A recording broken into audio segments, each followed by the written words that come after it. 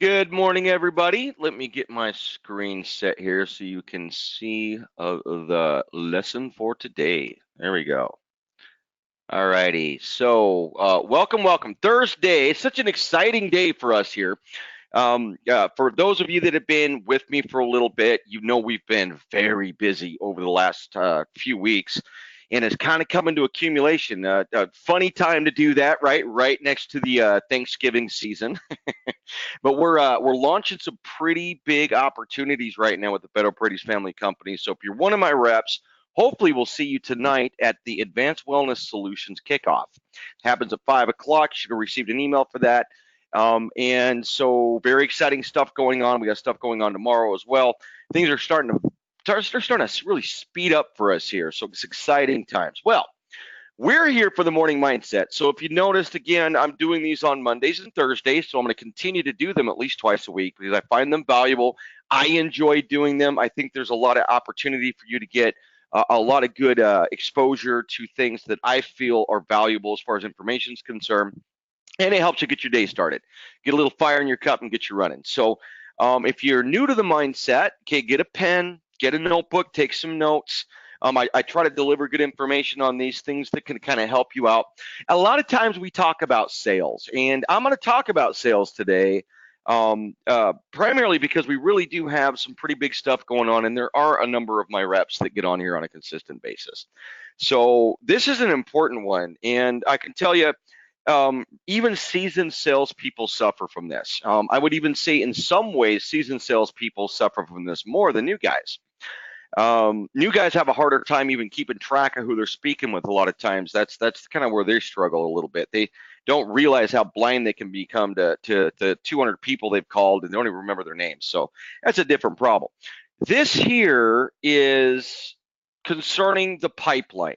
Okay, we're going to talk about the pipe that you're developing. If you're using a CRM and you got a follow-up system and you're keeping notes on the prospects that you're getting a hold of, you're sending out information to these prospects, getting on the phone with them, potentially scheduling discovery calls with our company, right? So you've got this process that you're going through, and you're working diligently on potentially closing deals. Okay.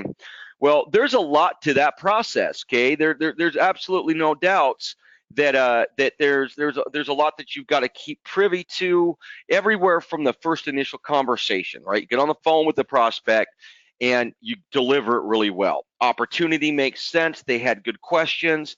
You ask if you can send more information. They're like, absolutely. You send more information to them, right? Next, you get back on the phone with them. Hey, did you read through it? Well, you kind of go through the process. Maybe you get them onto a discovery call with some owners. You're moving them through the pipeline in an attempt to obviously as soon as possible close the deal. Well, what ends up happening to us is we get this kind of love affair, almost this fantasy that's going on with our pipeline. And so here's my first comment: don't get caught up in volume fantasy land. You must get to the conclusion of every single sales encounter. Okay, this is something that you've got to start making part of your mindset when you're dealing directly with prospecting, when you're dealing directly with contacting people. Okay, it's very, very important that you keep this mindset from the very first conversation all the way through to your conclusion. Okay, and we're going to talk about what that means. So I've got 3 listed kind of helping statements here. Ask for commitment. Always include buying questions and get tire kickers out of your pipeline. Okay, so ask for a commitment. Okay, this is an important one. If I'm on the phone with an opportunity call and I want to move that call forward so that it's productive, I'm going to commit them to something before I speak to them again. Okay, and this is what I mean. If you send the information and then you just get back and say, hey, did you review? Great, let's talk further. If you don't get a solid commitment on that first call, you're not getting your prospect into the right habit of you asking for something and them responding, which in the end, you're asking for a signature on a contract and you want them to respond with a wire transfer. Okay, so you're trying to get them into that mindset. And so when you're in your first call, say, hey, listen, I'm going to send you some information. The first flyer, defines the services that we have that I've introduced you to today, can I get you to actually look through that and come up with any kinds of questions that you might have about it? Can I get you to do that? Okay, you're asking them for a commitment. Now, here's what's great about that. Okay, if you're scheduling appointments, we'll kind of take a small sidebar for a second. They say, yeah, I'll do it. Well, you can say, great. When do you think you'll be able to have the time to do it? That is such a good question.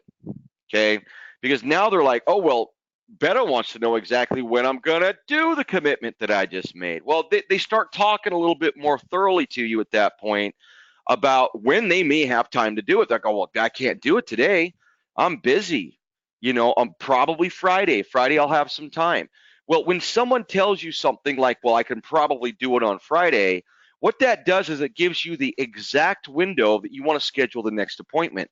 Awesome. Glad you said you could get it done Friday, so let's meet Monday morning. Now you've got a super solid marker. You know exactly when they have time to review, and you're respectfully scheduling the next appointment for the very next day. Okay, that's a tool that you can use on a consistent basis, no matter what level of commitment you're asking for. But here's what I'm getting around to. If you've committed into that, the next time you get on the phone call, you're talking about what the commitment was. So did you read through it? Did you come up with questions? And there may be possibility that they didn't. Okay, especially business owners that don't find you to be the most important person yet. You're a salesperson. She's way more important to you until they actually find what you have valuable. Then you start becoming an important person. So very likely they may not have actually reviewed the materials. Okay, that's a possibility. But you committed them to something. The next phone call, you have to figure out a way, if not to the close commitment, to commit them to new things every time you talk to them.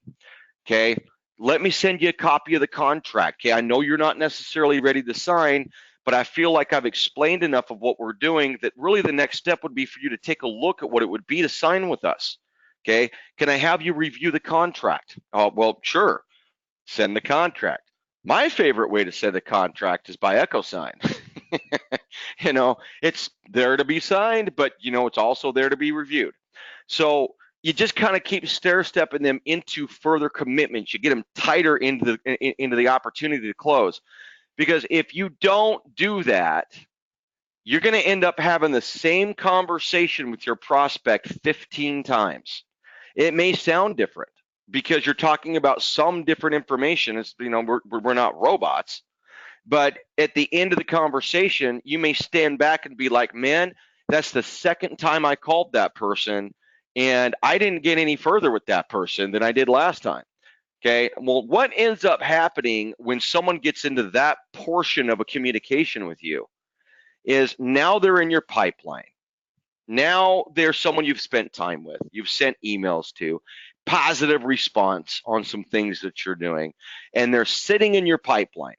Okay, well, the reality is salespeople can kind of get into a fantasy with themselves where they sit down, grab their cup of coffee, it's 9 a.m., they open up their follow-ups, and they're like, man, I've got so many people that I've talked to that want to do business with me, and they're looking at 100 follow-ups. They're looking at 80 follow-ups of people that they've sent information to that are in their pipeline. And it feels good. Okay, it feels good to see that there's that many people interested. It makes you feel good about what you did, that you took the time to really build a sales track. And you're sitting there looking at 80 people that are very, very interested in talking with you in your mind. Okay, well, if they're not signing on the line that's dotted, that person needs to be evaluated in a very logical, non-emotional way so that you can discover whether or not they're a tire kicker.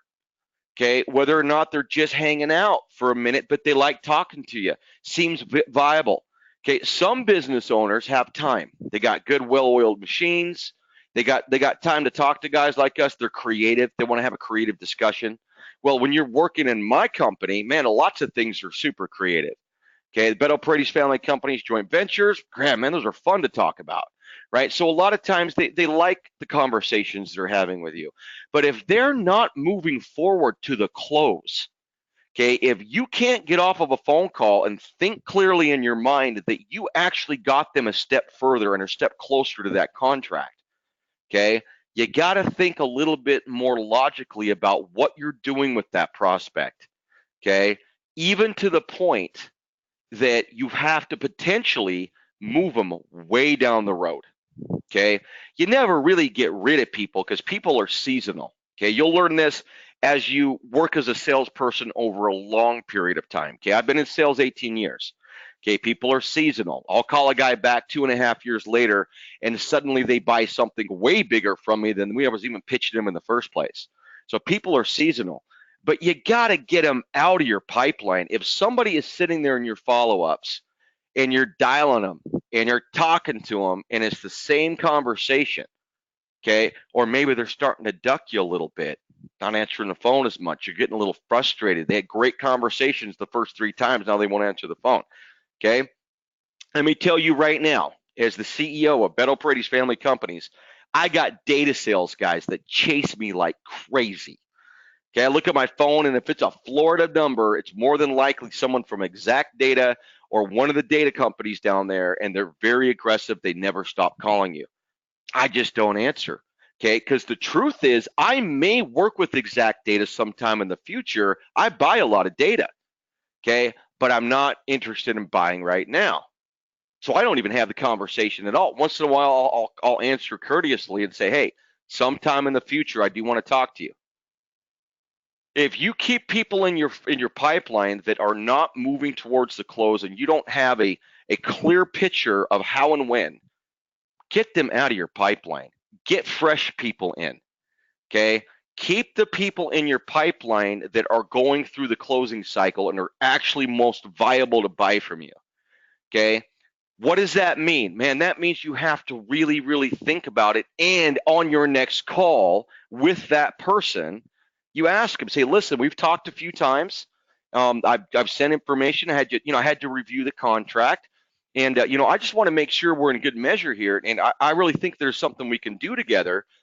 But do you see this happening here in the next couple of weeks? Because I just want to know if I should be paying close attention to your account. Okay.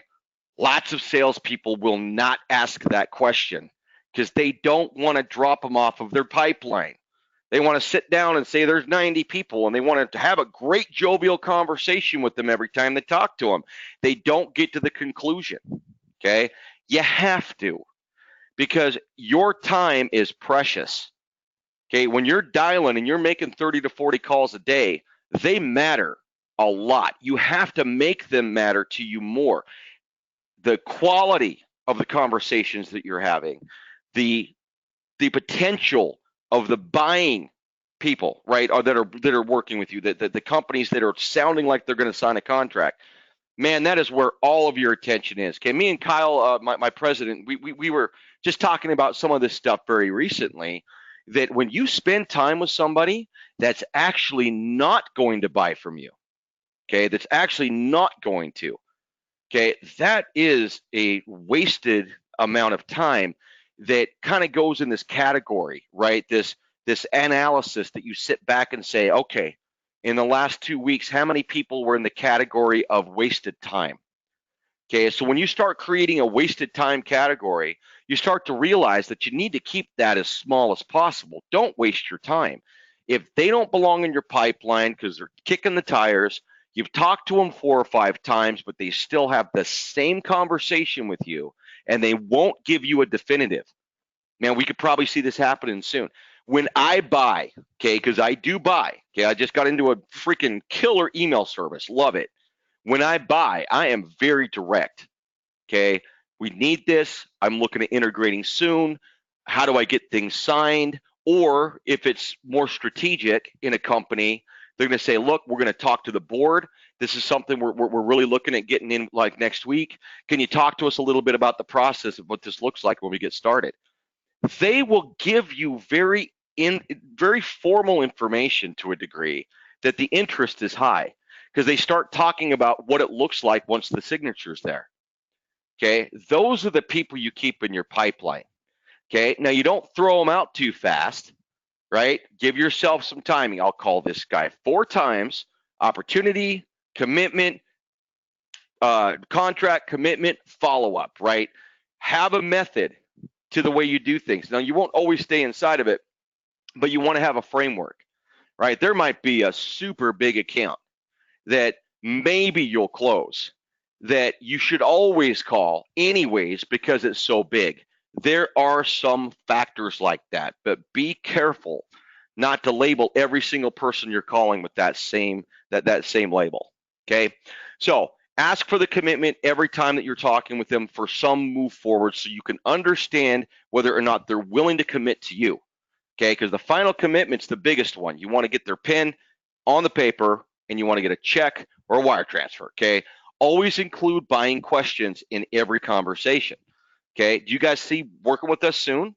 Okay, hey, listen, if I could create the value you guys are really looking for in this product model, is it something your company is actually looking at as far as investments are concerned? Ask some buying questions every single time you speak with them. Now, don't come out of the gates with it like, oh, I'm not going to waste our time. I mean, we will do a little bit of that when we're dealing with joint ventures, because joint ventures in our companies are fairly expensive. We have to make sure that people can afford it. So we do have some preliminary conversations about cost. But the reality is, before you get off the phone, find out somehow if they're interested in committing soon. Okay, sometimes you'll see like a form come back from a fairly seasoned sales organization, multi-million billion-dollar company, and they'll have a little questionnaire. Do you see yourself working with us in the next 10 days? What about the next 6 weeks? How about the next 6 months? And that's okay. It's better to have just like a clean conversation, most direct. Don't fill the form out, but have a conversation about it. Always be asking about it. Okay, do you see this working with it? Would you like to get started? Is there a way that this contract may make sense for your company? Okay, get into those conversations. So you have to consolidate your opportunities, or you can fool yourself into believing that you're doing well. Okay, it is an accomplishment if you're new in sales, especially to sit down at your CRM, however you're managing things, and be like, wow, I've made 100 calls. I've got 70 callbacks. Okay, that's a good first step as a salesperson to understand volume and numbers. You better believe it. But you gotta weed the garden. You gotta take things out. You've got to keep it clean. You got to keep the opportunities in front of you that have viability, and you have to kick things out. Tell people you're doing it. Hey, listen, it was been great talking to you guys. Unless you get back to me, I'm just going to check with you guys after the first of the year. Okay, it just sounds like you guys are either too busy or this just doesn't make sense, but I want to stay in touch. Close it up just a little bit. Okay, because if they are interested and you are wrong, you might get an email back. Oh, no, Beto, sorry, hold on a minute. Let's get on the phone. That's a rare moment, okay? But get it off of your plate. Take that 70 in your pipeline down to 15. Okay, there's usually 15 to 20 people if you're really hustling that you're actually really working to close. Get it down to those people, okay? And then focus on them and get on the phone and call new people. Okay, make sure that you're integrating new business calls every day. Okay, even if you have a really busy day, you should still get at least 20% of your time in on new prospecting. Okay, clean it up, go after new people. Don't get caught up falling in love with your own pipeline. Okay, volume fantasy land is nowhere for a sales guy to live, and it can be damaging, because you'll sit there to waste all this time making phone calls, reviewing things, feeling good about your CRM, how many people are in it. There's only one thing that matters to you guys, okay? Well, there's a lot of things in life that matter, but in this particular instance, you need to get paid. And if you're not focused on exactly what's going to get a check in your pocket, then you're not looking at your pipeline correctly, okay? Make it a good day, guys. It's Thursday. I look forward to hopefully seeing some of you guys at the launch tonight for Advanced Wellness Solutions. Very excited about that. I will be back here on Monday. And yes, so thanks for joining, and I appreciate everyone that came on. Actually, I had a pretty good crowd here today. So have a good rest of your day.